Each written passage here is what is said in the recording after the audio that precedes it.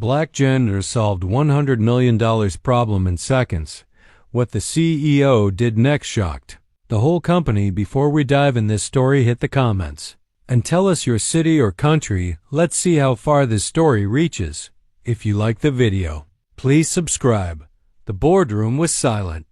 Engineers, analysts, and consultants had flown in from around the world, burning millions trying to fix a catastrophic failure that halted production.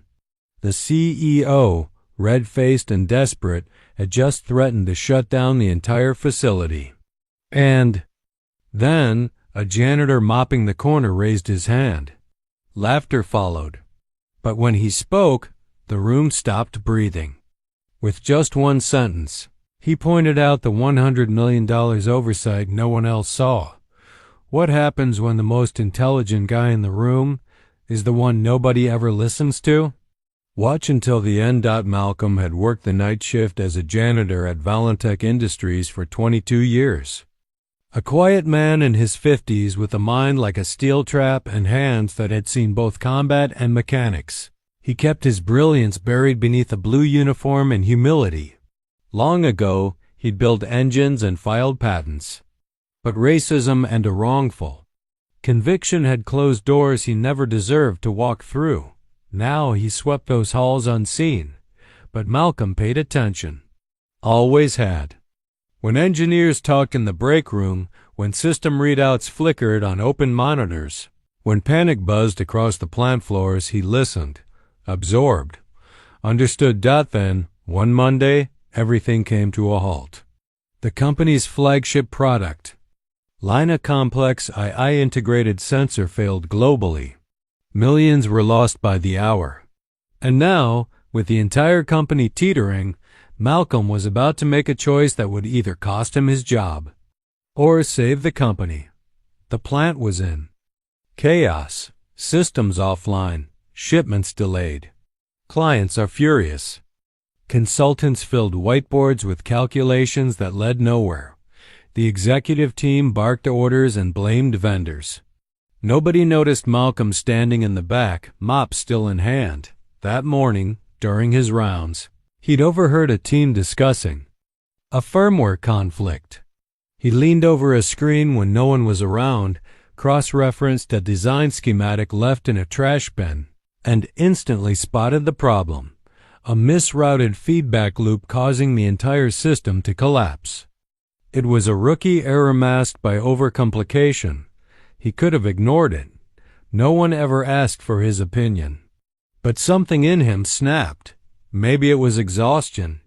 Or perhaps it was the quiet knowledge that brilliance without opportunity was its prison. So when the CEO stormed in, shouting about shutdowns, Malcolm raised his hand. Snickers. Eyes rolled. A VP whispered, "Is this a joke?" But Malcolm walked up to the touchscreen board, pointed to a sequence of code on a schematic, and calmly said, "That loop right there, it's feeding back into itself. Reroute it around the primary channel, and your sensors come back online."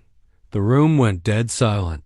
The lead engineer blinked, checked the code, and then rechecked it.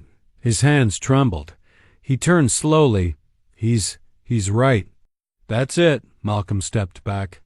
No celebration. Just quiet, until the CEO said, "Who are you?" Within 10 minutes of Malcolm's correction, the systems rebooted. The live test screens flickered green. The production line groaned back to life. Emails began flying. "It's working." "Whatever." "You did. It's working." The CEO, stunned, walked over. Everyone was watching. Malcolm stood calmly, mop by his side. "You just saved this company," the CEO muttered. "But you're a janitor." Malcolm raised his eyebrows. "I was an engineer, once." That silence returned, but this time it held respect. The CEO didn't hesitate. He looked at his VP and said, "Get this man a desk and a salary. He's not cleaning floors anymore." The engineers applauded. Some even stood. That day, Malcolm didn't just fix a system, he exposed one. The one that keeps brilliant minds in shadows. just because of who they are. Malcolm became a lead systems analyst at Valentech, mentoring interns and rewriting legacy software that had plagued the company for years. But more than that, he compelled the company to look inward at the biases hidden beneath titles and expectations. He didn't crave fame. He wanted fairness, because the truth is that brilliance isn't limited to boardrooms. Sometimes it walks the halls in silence, wearing a name badge nobody bothers to read.